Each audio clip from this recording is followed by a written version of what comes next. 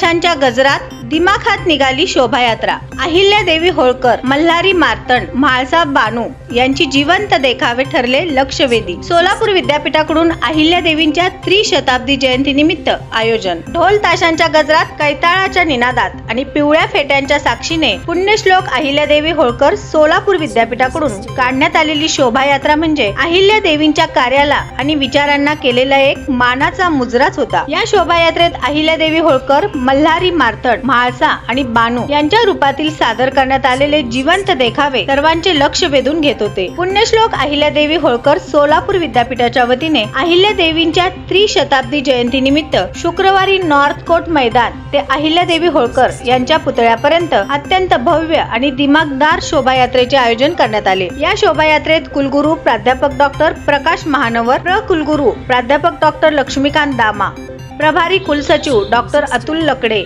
उच्च शिक्षण विभागाचे सहसंचालक डॉक्टर उमेश काकडे, विद्यार्थी विकास विभागाचे संचालक डॉक्टर केदारनाथ काळवणे, अध्यासन केंद्राचे संचालक प्रभाकर कोळेकर, वित्त व लेखाधिकारी महादेव खराडे, परीक्षा विभागाचे संचालक श्रीकांत अंधारे यांच्यासह शिक्षक, अधिकारी, कर्मचारी मोठ्या संख्येने सहभागी झाले होते। महाराष्ट्राची संस्कृती ओळख असलेल्या ढोल ताशा आणि कैताळाच्या गजराशिवाय कोणताही उत्सव पूर्ण होऊ शकत नाही। शोभायात्रेची सुरुवात याच पारंपरिक वाद्याच्या निनादाने झाली। विविध ढोल ताशा पथकांनी आपल्या कौशल्याने आणि तालाने उपस्थितांना मंत्रमुग्ध केले। अहिल्यादेवींच्या रूपातील कलाकाराने सर्वांचे लक्ष वेधून घेतले। साधी पण तेजस्वी वेशभूषा, कपाळावर कुंकू, गळ्यात मंगळसूत्र आणि हातात शिवपिंड धारण केलेली ती मूर्ती म्हणजे प्रत्यक्ष अहिल्यादेवीच भासत होत्या। त्यांच्या चेहऱ्यावरील सात्विक भाव, करारी नजर आणि आत्मविश्वासपूर्ण देहबोलीतून अहिल्यादेवींचे व्यक्तिमत्व साकार झाले होते। महाराष्ट्राचे लोकदैवत असलेल्या खंडोबा म्हणजेच मल्हारी मार्तंड आणि त्यांच्या पत्नी म्हाळसा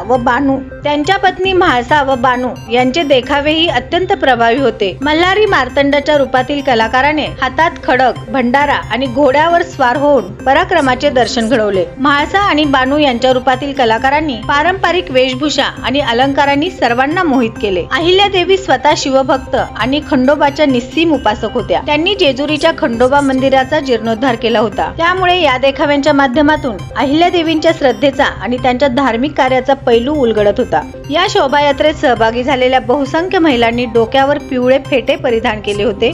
पिवळे फेटे परिधान करून सहभागी झालेले विद्यापीठाचे अधिकारी, कर्मचारी आणि विद्यार्थी अहिल्यादेवींच्या प्रती आपली निष्ठा आणि आदर व्यक्त करत होते। हजारो पिवळ्या फेट्यांनी शोभायात्रेला एक आगळीवेगळी ओळख आणि भव्यता प्राप्त करून दिली होती। कर्मचारी संघटनेचे अध्यक्ष सुनील थोरात, उपाध्यक्ष कांचन आगाव यांच्या समितीने या शोभायात्रेचे नियोजन केले होते।